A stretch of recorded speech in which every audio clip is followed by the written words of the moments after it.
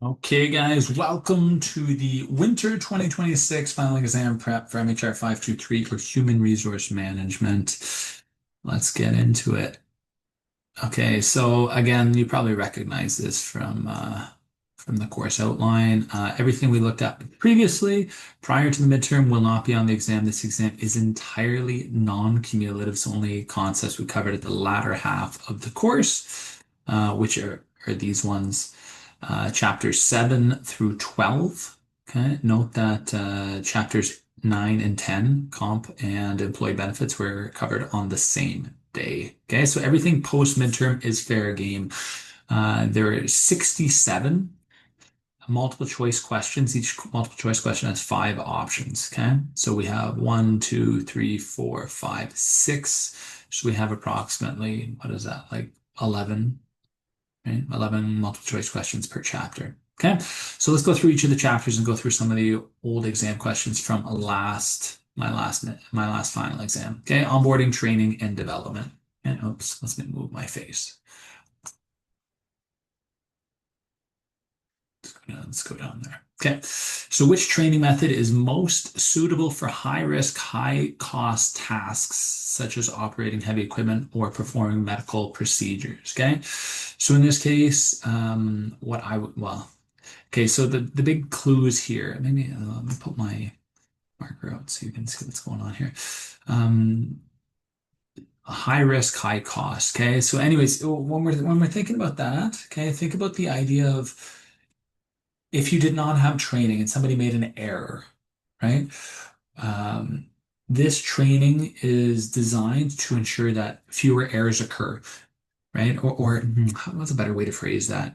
It's the idea that high risk, high cost tasks. Try to think of examples in your head, such as flying a plane. Okay. If I don't fly a plane properly, it's high risk, people are going to die, and there's going to be high costs. The planes are expensive, right? Or you could, so if you're like me and struggling with words, right? Maybe it's the idea of you need to think of examples of tasks or of types of work that might benefit from this type that kind of fit into this explanation, and then go kind of work backwards from there, right? So it's the idea, okay, maybe flying a plane, high risk is something to do with life and death, right? So anything involving life and death, you really want to make sure things are done properly. Do you want to be trained for a life and death scenario? E-learning, kind of like, passively while you're watching Netflix and you kind of learn something on the side? No, probably not.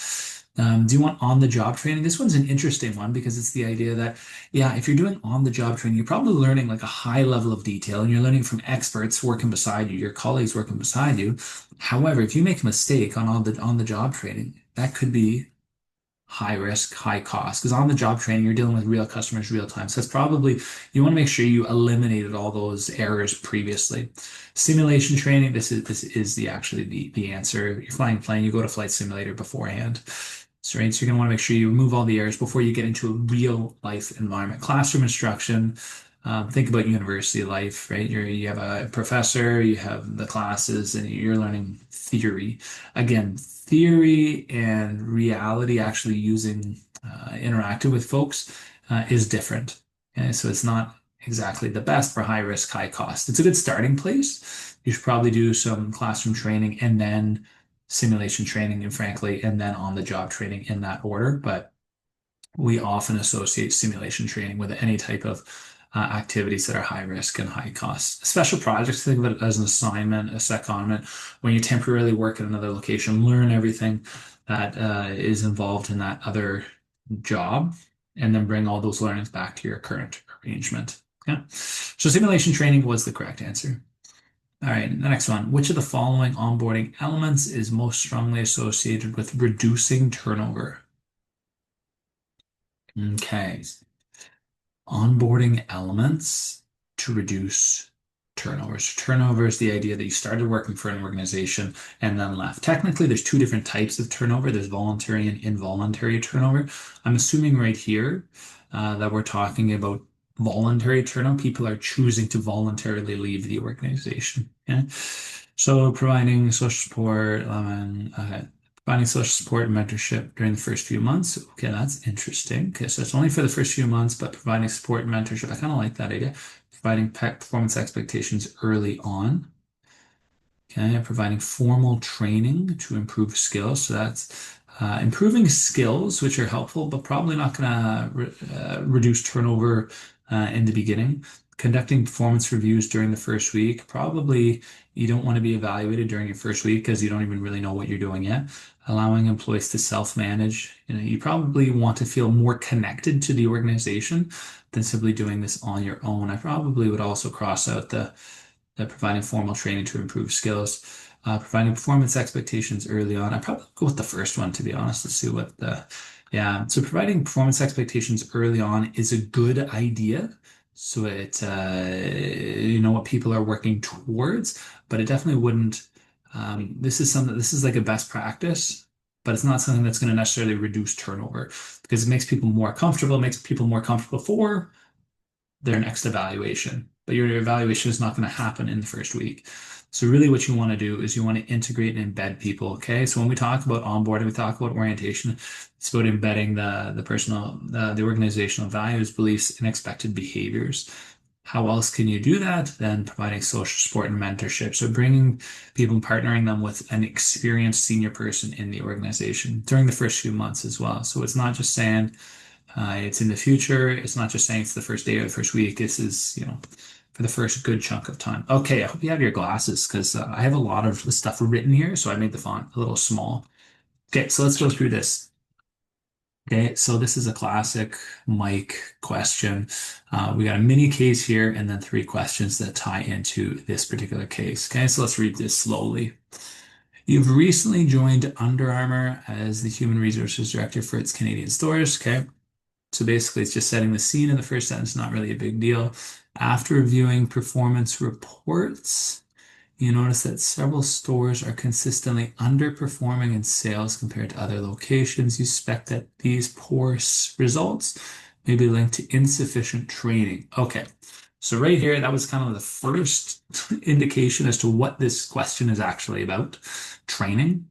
You are designing a training program to improve the sales skills, product knowledge, and customer service. Okay.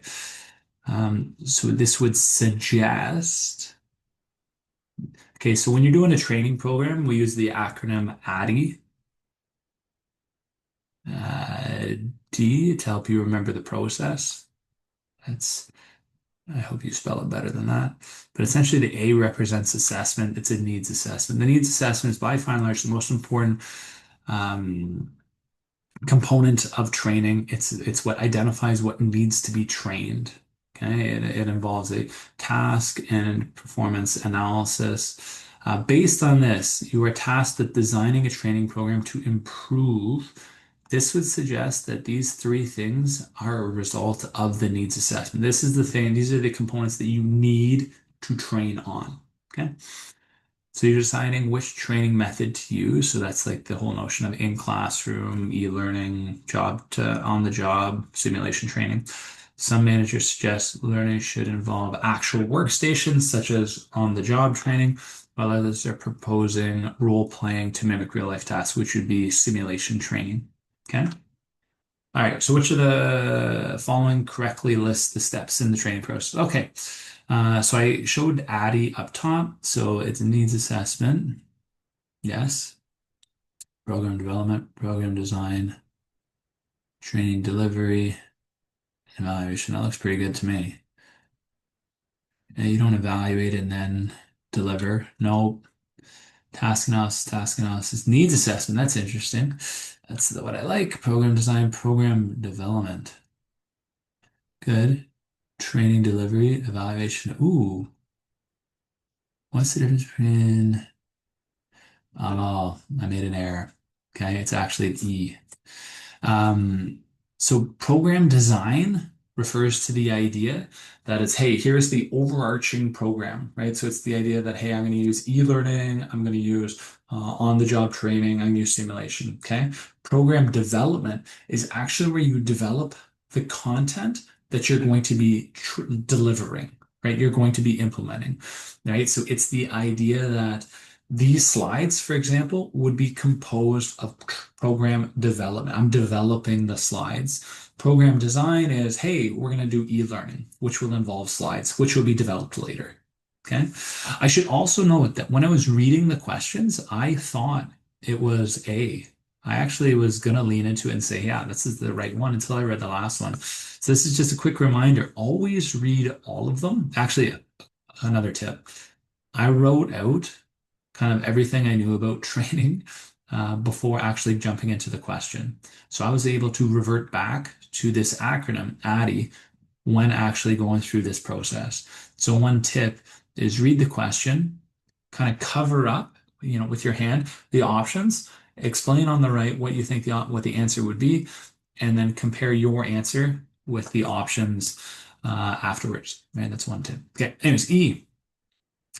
Which two training techniques are described in the C case? Okay, so in this case, it looked like the last line refers to the two. Okay, so again, cover it up, and I think involve actual workstations, on-the-job training, and simulation training. Let's see.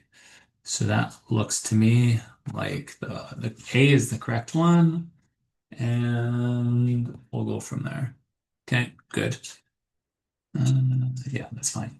48. Given this, which training method would most likely be effective for improving the sales performance in underperforming stores? Okay, this is a cool one. Okay, this is a cool one because it's saying, hey, here we know that we're talking about sales, which would require a high amount of interaction. Okay. We want to improve sales, product knowledge, ugh, sorry, and customer service. We want all of these, okay? And we're probably going to be talking about these two, right? Because which one would you pick, right? Which one would you pick? So on the job training is typically one that would be used with sales jobs. Why?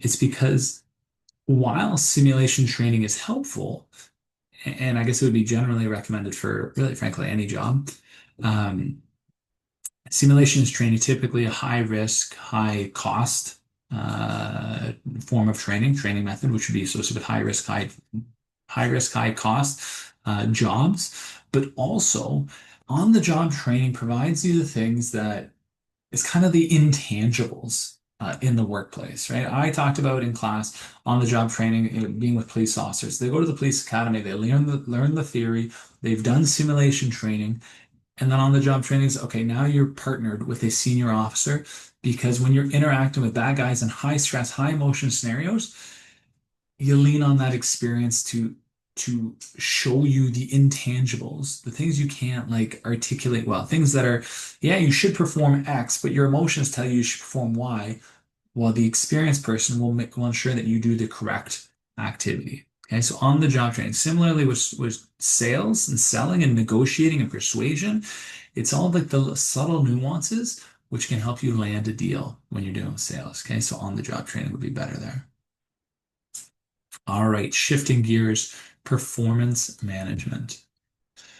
The graphic rating scale method of performance appraisal involves which of the following? Ranking employees from highest to lowest. That sounds like alternation ranking to me. Comparing each employee directly against, that sounds like paired comparison to me. Evaluating employees on a series of performance dimensions using numerical or descriptive. That sounds good to me. Recording examples, that sounds like critical incident method, and assigning employees, that sounds like force distribution. Okay. Okay, so in alternation ranking method, the appraiser, we already talked about this being alternation ranking, compares all employees in pairs. No, that sounds like paired comparison. Ranks the highest and lowest performers until they're all ranked. Yeah, that sounds like alternation ranking to me. Assigns employees to categories such as excellent or poor.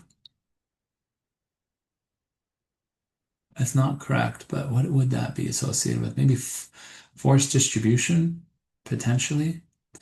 Rates each employee independently on a numerical scale. That sounds like graphical rating scale, focuses only on critical incident method. Okay, there we go. Good. Okay, the next one. So you have recently joined Growing Tech.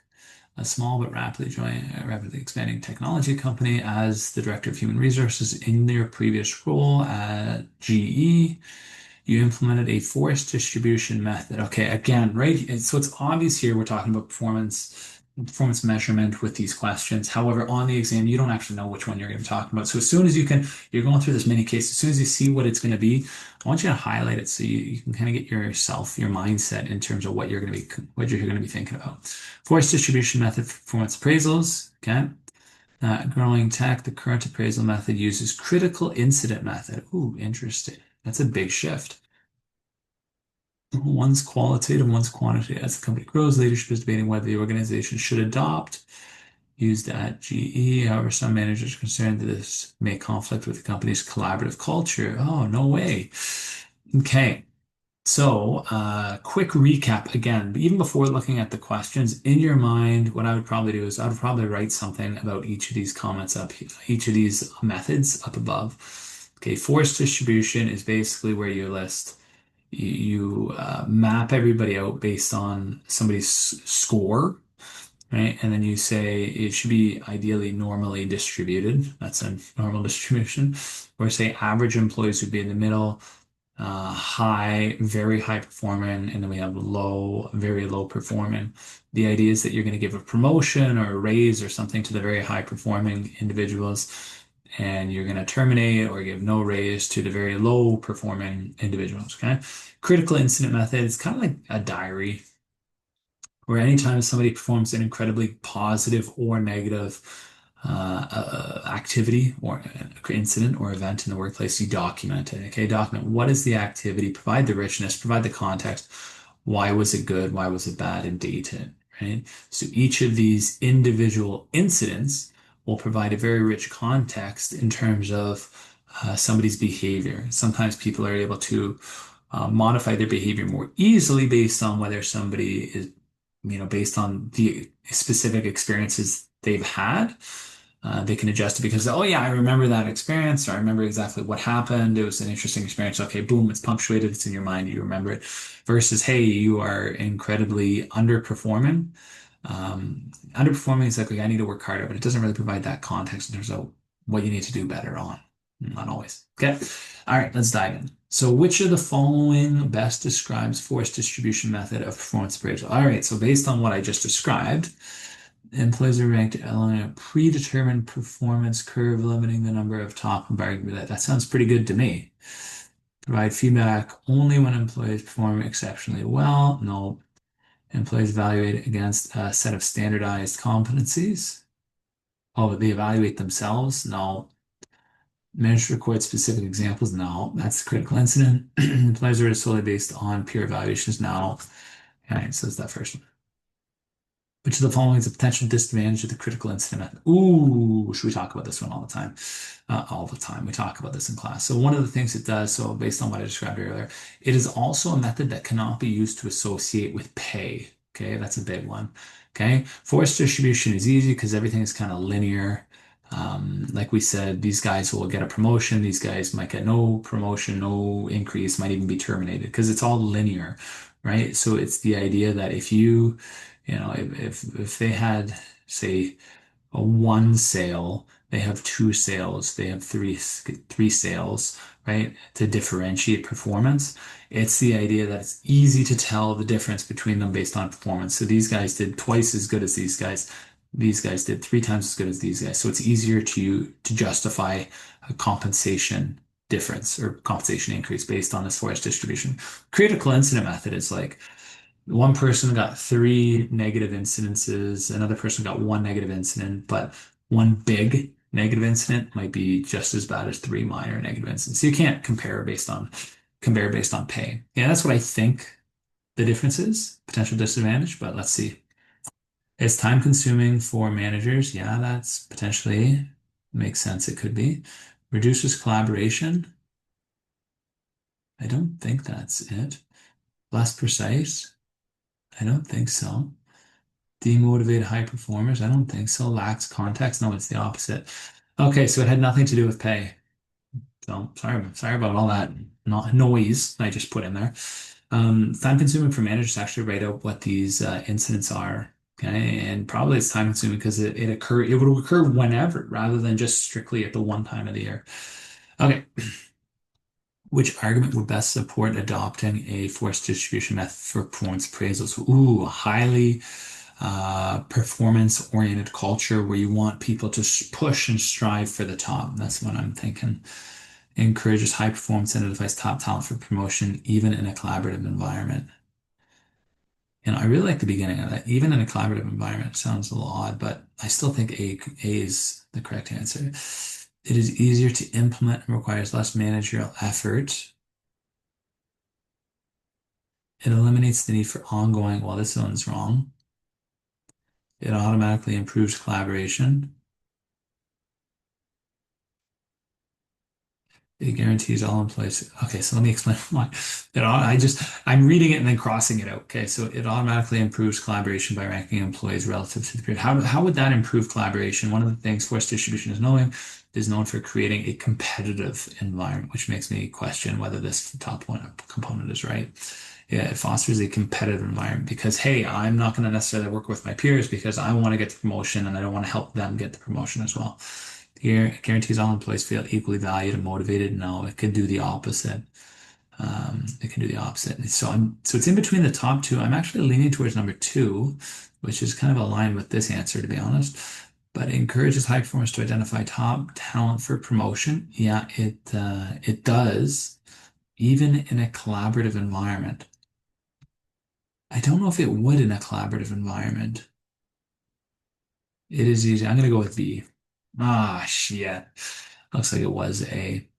Yeah, so I guess in this case, the idea is it really does encourage high performance and identifies talent for top promotion. That's 100% what I talked about right from the beginning. Okay, it pushes for performance. Okay, and it's really identifying people for that promotion, even in the collaborative environment. That's kind of the thing that like threw me off a little bit. I guess it's the idea that it would take place in any environment, collaborative, competitive, any environment would still identify people for top promotion. Absolutely. Uh, I guess the one thing here is it's easier to implement. I guess it depends really whether it's easier or not. One of the things that I kind of overlooked is the idea that when you're creating a forced distribution method, you have to be able to evaluate somebody. Like I said, you'd have one sale versus two sales versus three sales. Well, that's easy in a sales environment, or it's easy where there's like a quantitative metric to evaluate everybody in comparison to one another. What about if there wasn't?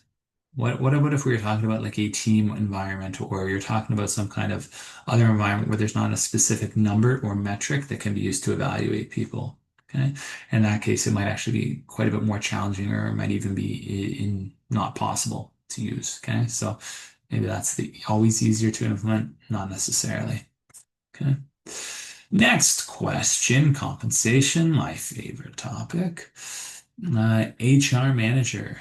The HR manager at a logistics firm notices that some employees in the same pay grade are paid differently. Okay, that's fine. Depending on their seniority and performance, this variation is most likely due to.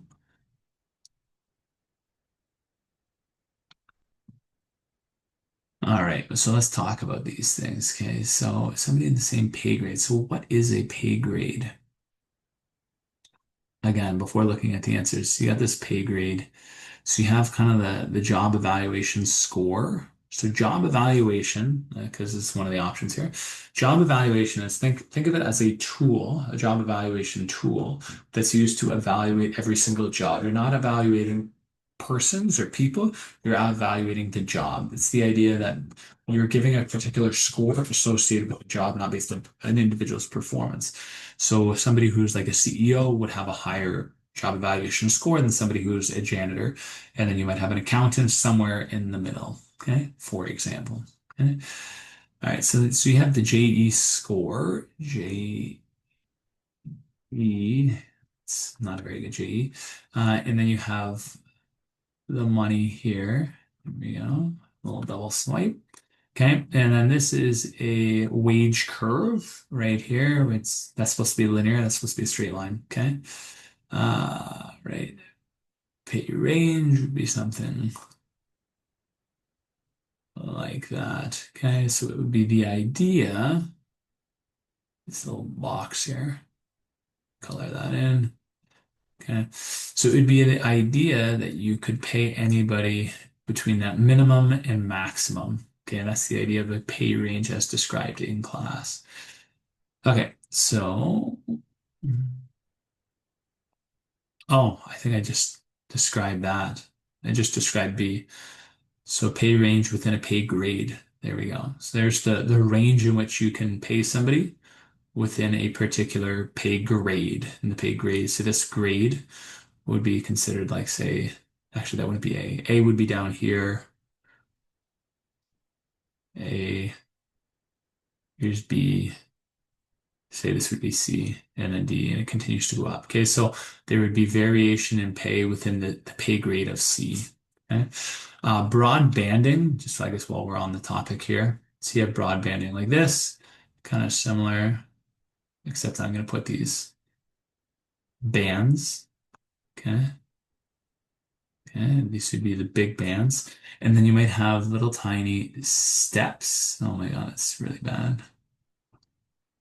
Okay, it's basically you can think of it like little pay grades within these larger bands, okay? Something like that, where each of these bigger boxes are different jobs. You would need to receive a promotion. So here's employee, manager, director. You need to receive a promotion to enter into another broadband. Salary compression, we didn't really talk about too much.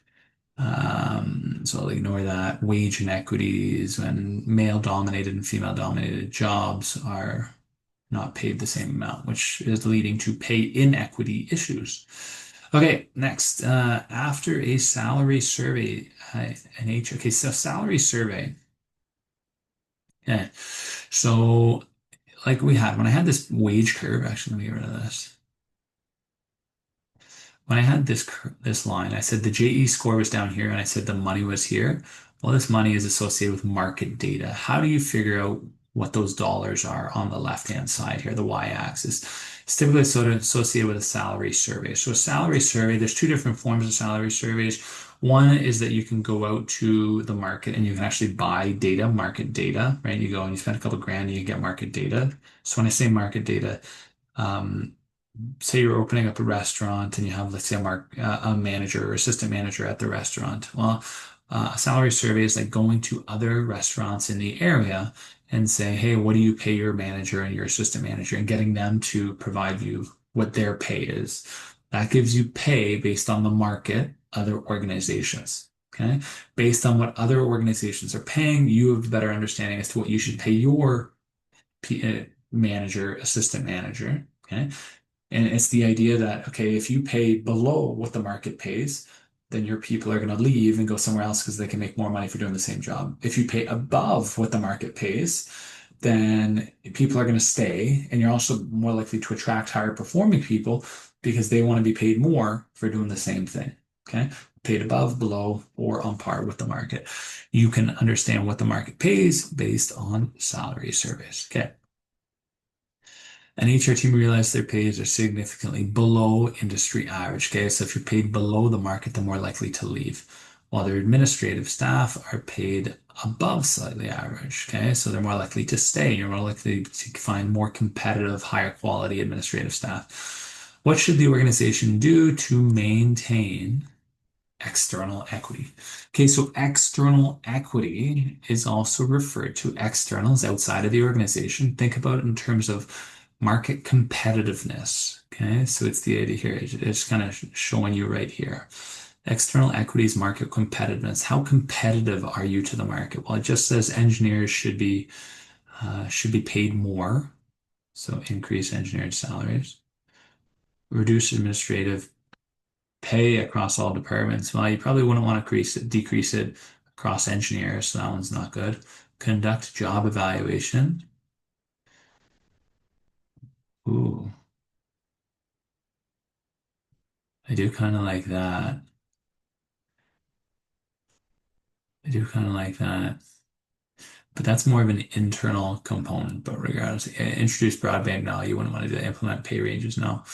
Okay, so we said administrative staff were paid above, slightly above the market, and we said engineers were paid below the market. So in short, to maintain external equity, to make sure people are competitive, you need to increase the pay of engineers so they're in on par with industry average, and then decrease administrative staff pay so they're slightly so that they're on par with the average.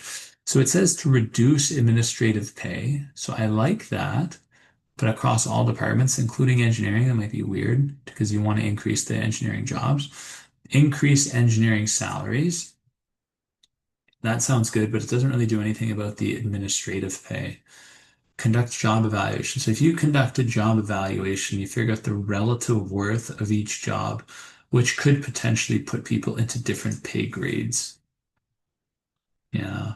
So again, we crossed this one out because it didn't have to do with, we wouldn't want to reduce the pay of engineers, and we want to talk about increasing engineer salaries. It's still, this point still doesn't do anything about the administrative staff being paid more, but it's the most accurate in terms of tangible activities you can do and then you can do right now. Yeah. Oh, that's a lot of text. Okay, let's jump in.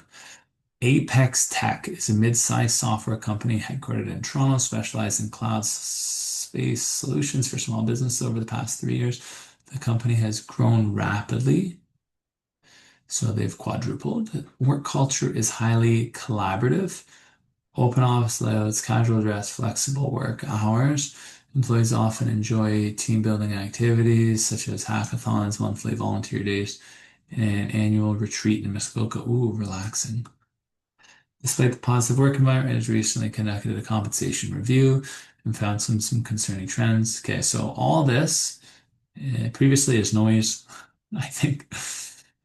Distractions. Software developers are earning below market. Okay, we just talked about this. Oh my God, it's the same thing. Are they admin are paid at or above? Okay, so it's pretty much just like the exact same question that we just did. The CEO, where's my mouse? Hmm. Okay, there we go.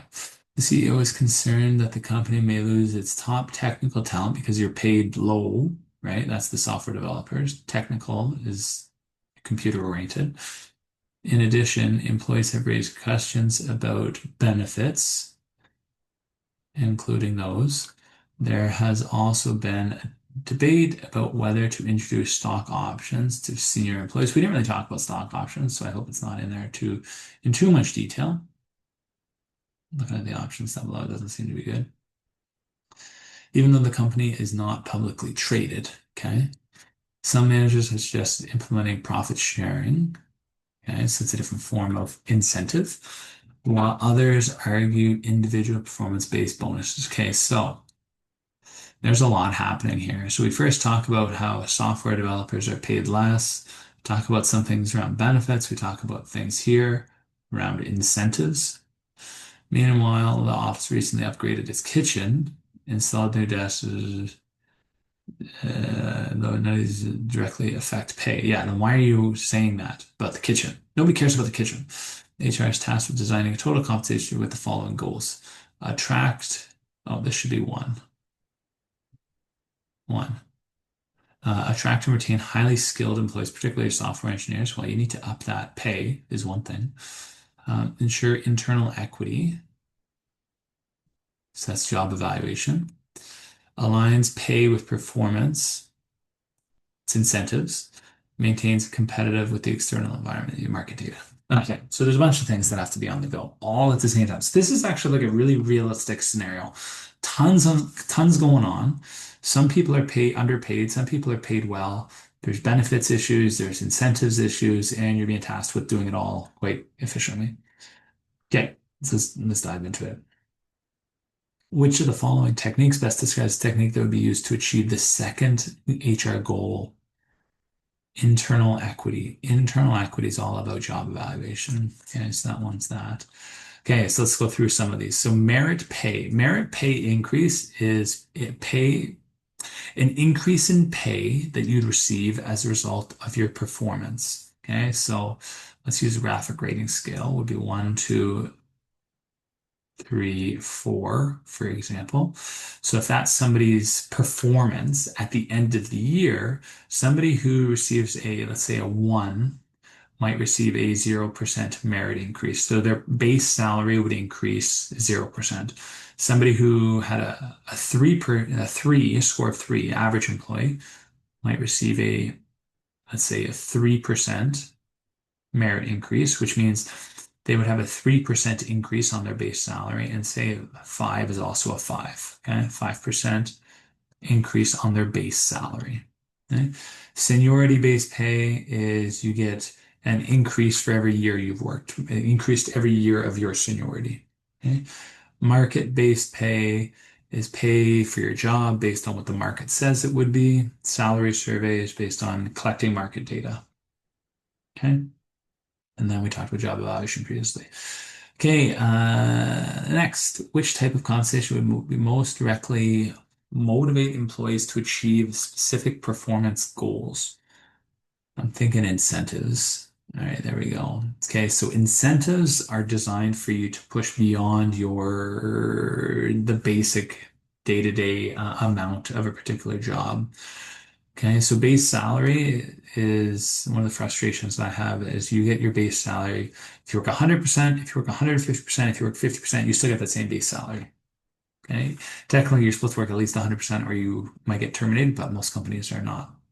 They don't follow that. So there's no extra in motivation for you to work beyond that 100% in the base salary. Benefits such as health insurance, this again is nothing to do with performance. Paid time off is also nothing to do with performance, unless you get more paid time off due to performance, but that would be then an incentive. Standardized minimum wage, again, that's kind of similar to base salary. So performance-based incentives. All right, that one actually had nothing to do with the case. Actually, this largely had nothing to do with the case other than these four things down below. Apex wants to ensure its compensation system is competitive to know which HR practice would help you achieve its goals. Um,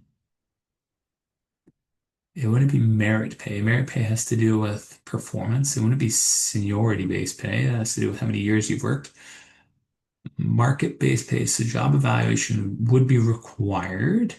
But that's an internal piece. That's not really an external piece. So that's not. A salary survey is market data and market-based pay in between the two. So it's the idea of a salary survey. So salary survey is you're going out to the market, figuring out how much for your particular jobs, how much they're being paid, and you're bringing um, that that data back in when you're assessing, assigning pay to determine whether you're going to be paid above or below the market. Whew, benefits. Okay, so compensation is direct finance. So compensation is money in your pocket. I like to think of benefits as it's a reward you'll receive that's not necessarily money in your pocket. It could be associated with saving you from spending money, such as insurance plan, right? Saving you from spending money on at the dentist. Okay. All right, let's jump into these questions. Victoria is very happy. That's nice. I don't know why that's relevant. She has been a contract worker for a construction company. Has just been offered a full time. Oh, maybe that's why she's happy. She will now receive, okay, so all of this, irrelevant, distraction, just wasting your time on the exam. Don't get bogged down by that. She'll now receive additional benefits such as vacation pay. What is this component? So is basically saying she'll now receive a benefit. What is this component of employee compensation called?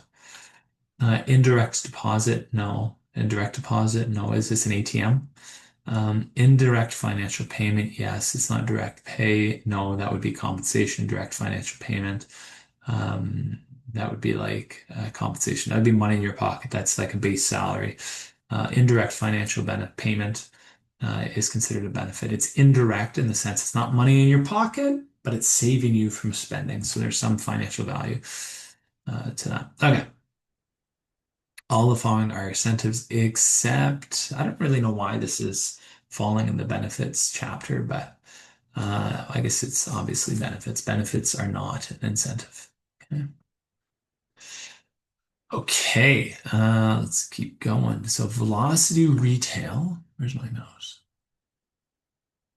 Is a mid-sized chain of clothing stores operating in Ontario. The company has grown from 20 to 50 stores over the past 5 years and employs a whopping 1,000 employees from store clerks to regional managers. CEO prides the company on fostering a friendly environment. It might be relevant because we're talking about benefits. Okay, this is some of the things they're doing. Appreciation days, gift cards, free lunches, all those are benefits. Recently, the HR department conducted a review of the company's employee benefits program. They discovered that while employees value current benefits, there are some gaps. Okay, what are those gaps? Ooh, I like this. Okay, so one of the things, when it comes to benefits, there's two different categories of benefits. One is mandatory benefits and voluntary benefits. Mandatory benefits, all companies across Canada have to provide those benefits. There's nothing strategic about it. Voluntary benefits they can be strategic. They're strategically offered. That's where the organization can decide, hey, I want to be attractive and try to recruit a certain population, right? And target them and bring them into my organization or retain a certain demographic of my organization. So anytime we talk about trying to target specific demographics, they are talking about strategic or voluntary benefits. So that's immediately comes to my mind when we're talking about several younger employees. Well, that's making me think that there's going to be something targeting younger employees. Okay. Younger employees express interest in expanded paid time off. Oh, sorry, no. Educational credits, all those, yeah. All that makes sense. Long-term employees are more focused on enhanced pension and they want to travel. In addition, HR noticed that the company's wellness initiatives, all right, so you're going to chop those, are underutilized. Employees are unaware of the mental health support resources available. Some managers have suggested introducing profit sharing plans. So this is an incentive and wellness stipend. Okay, that's a benefit to increase engagement, while others argue more traditional benefits like healthcare that are more meaningful. HR is redesigning the benefits program to meet the needs of a diverse workforce to improve retention and maintain. Okay, so this is another kind of cool case. There's a lot going on here, different types of benefits, mandatory, voluntary, even introducing an incentive, throwing you off in there. Okay. Which of the following is considered a mandatory benefit? Okay, so again, this is pretty standard based on through the slides. This has nothing to do with the case above. It's just which of the following are required by all organizations. Uh, this is in Ontario, but in Canada. Let's go through paid vacation. Um,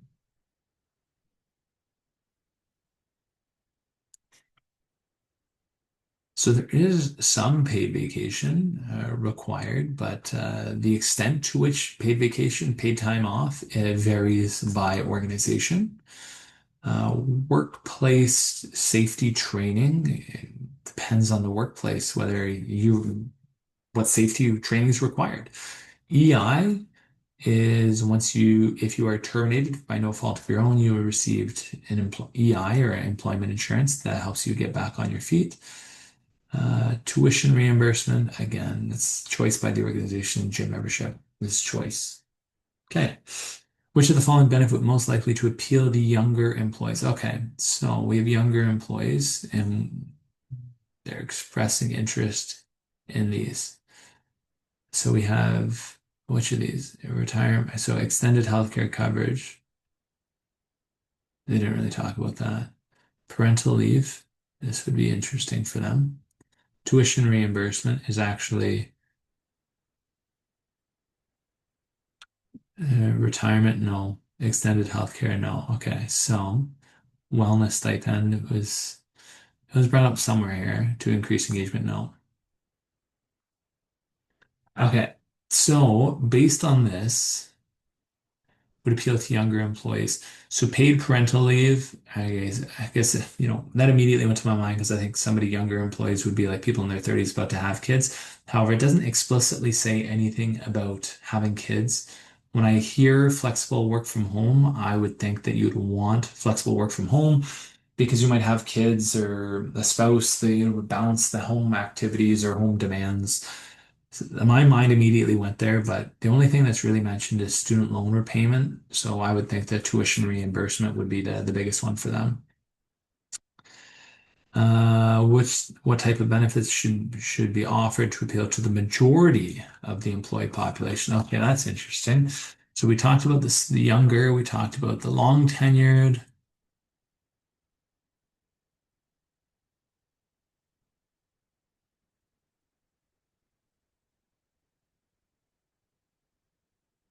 Hmm. Oh, okay. So again, I was trying to look in the case for something where it says everybody's interested in X. Okay. Like, this is one of the things that they do. This is things that they offer up top here, but nobody actually says that everybody likes this. Okay. So if you're trying to appeal to the majority, everybody likes different things. So you probably want flexibility. Okay. So a flexible benefits plan is essentially where they say, hey, there's five types of benefits, select three. So each employee can select the three that best fit their particular scenario.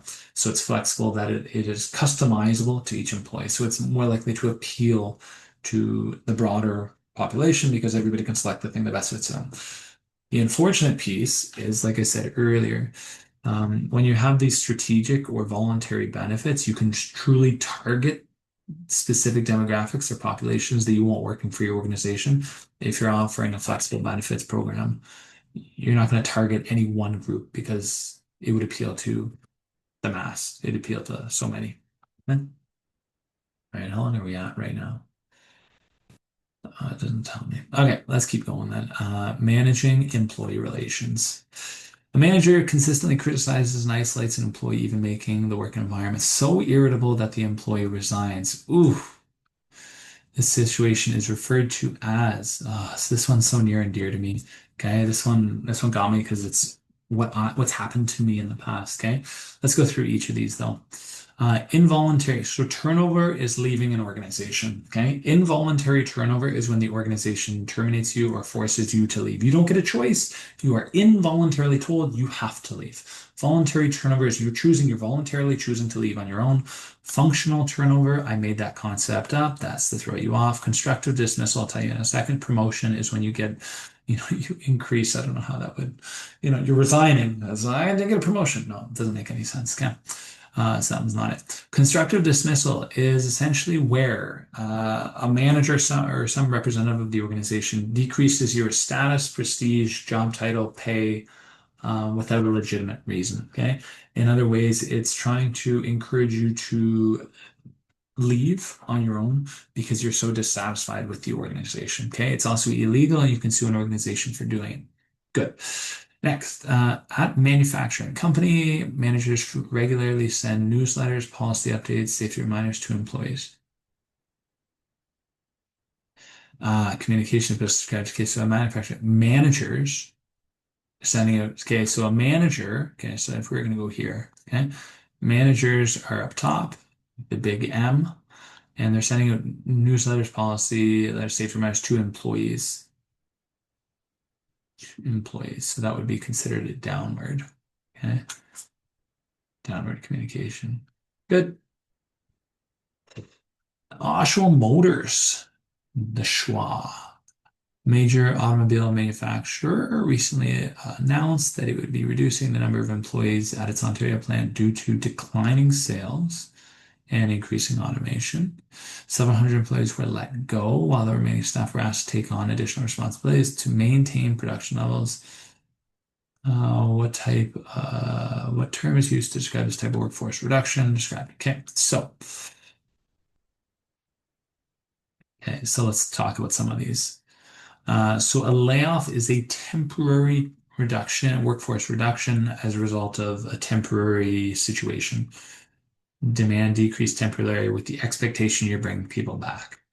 Downsizing is a permanent change in the organization. Attrition is typically associated with not hiring new people, and you're slowly decreasing the size of the organization by people leaving when you're not refilling those spots. Temporary furlough. Furlough, also referred to as a layoff. Another word to refer to as a layoff. And redeployment is it's kind of interesting. It's where you're moving somebody from one part of an organization to another part of an organization. Okay. So in this, be reducing the number of employees planned due to declining sales, increasing automation. So these seem like permanent changes, which would lean towards downsizing. If it said that they were temporary decline in sales, it would be more leaning towards layoff, and I would have removed this term because those are basically the same. Okay. Which of the following is a potential consequence of the workforce reduction on those who remain in the organization? So we do say it here. They're going to take on additional production levels. Okay, so increased job security, it would be the opposite. They'd be worried that they're going to lose their job. Higher motivation due to smaller teams, now you'd probably be reduced. Survivor syndrome, yes, absolutely. They're going to be going through hell. Worried about the next layoff. Job enrichment, no, they don't feel more meaningful. Guaranteed promotion opportunities. Yeah, there's fewer people working there. No, but there's also fewer jobs. Okay. Uh, what is a likely what is a likely byproduct of the workforce reduction for the remaining jobs? What is unlikely? So people that are stay, what's an unexpected outcome? Ooh, this one's kind of cool. This one reflects back to something we learned early on with the job design. Okay. So let's think about that. Industrial engineering, it talks about increasing efficiency, work simplification, is about taking on fewer, decreasing the variety of tasks. Job rotation is you're going to rotate between different jobs. Job enlargement is taking on an increase of variety of tasks. And job enrichment is taking on more meaningful work, trying to more growth and opportunities for growth and development, and getting more out of work than just a paycheck. Based on this scenario, people taking on additional responsibilities to maintain production levels, they're probably increasing the variety of their tasks, which would be job enlargement. Last chapter, OHS. At a large distribution center, accident investigations reveal that most incidents result from employees bypassing safety procedures to save time. This pattern is best described as case. So there's three different causes of accidents. One, and do I have it here? Chance occurrence, which is basically force majeure, bad luck. Nobody can control it. It's just shit happens, right? In this case, it's clearly employees are doing something. Okay. Okay, so chance occurrence, unsafe actions, unsafe conditions. Unsafe actions are where the employees are doing something wrong, right? So unsafe acts is the answer. Unsafe conditions is what the employer does something wrong. So this is inadequate lighting, there's too much dust, it's not a clean environment, there's poor signage, there's the organization isn't maintaining their equipment. These are all things that could contribute to an accident as well. A 22-year-old warehouse worker is injured while rushing to complete a delivery before the deadline. Statistics say younger workers like this are more likely to prone injury because they, oh yes, are physically stronger. You know what's interesting about this? This question is really nothing to this distraction up above was trying to say, hey, you're trying to think you're rushing to complete a delivery. Um, I think it's a distraction up above. On like in class, we did a slide specifically talking about all the reasons why younger workers are more likely. So it says statistics suggest younger workers are like this are more likely prone to injury. So it's not specifically saying in this particular instance, that's a distraction. Okay. Distraction, ignore that. Stats say younger workers like this are more prone to injury because they are physically stronger. You're physically stronger, you're more likely to be taken on more demanding physical tasks, more likely to get injured. You often lack experience. Yes, you're younger, you just don't have the experience. Hesitate to speak up about safety risk. You hesitate to speak up. You hesitate to show that you don't know, right? So that would be E. Oh my God, it's B and C. No way. Oh my God, you threw me off. I would say I'd probably push back.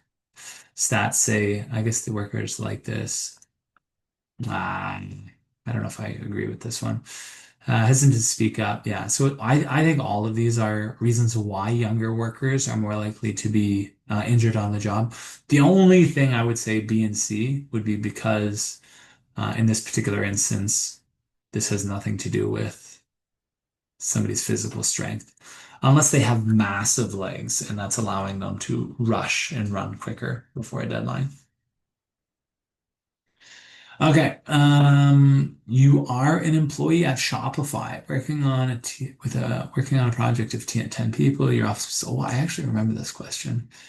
Designed to, okay, so you're working on a project team of 10. Your office is designed to accommodate 15.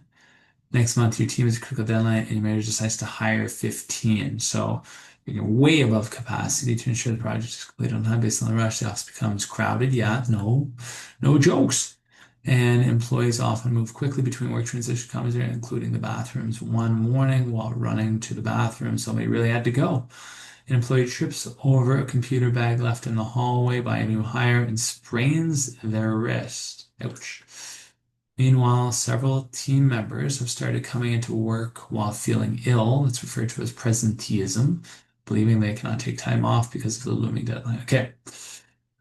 Which of the following factors most directly contributed to the workplace accident, which is the running and falling? Hiring temporary workers, no. It contributed to it, but it wasn't the sole answer. Overcrowding and cluttered walkway, yes, potentially. Tight project deadlines, it contributed to it, but it wasn't the most directly.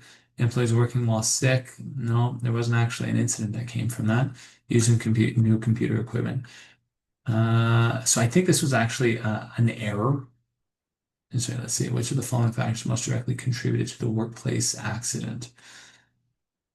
I probably would have said it was actually the person running, but I probably would have pushed back on this, and I think I actually changed the answer to overcrowding and a cluttered walkway because those like working conditions that actually led to the accident. The tight project deadlines is what led to this, but most directly. So the tight project deadlines were indirect, and the overcrowding and cluttered walkway were direct.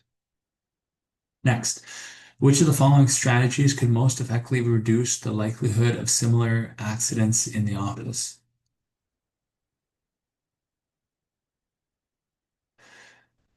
Um, Provide more ergonomic chairs and desks. No, because it was related to trip and over. Implement clear walkways and safety signage. Safety signage. Hire additional. Yeah, let's hire more people. Made it in place to work from home. Ooh.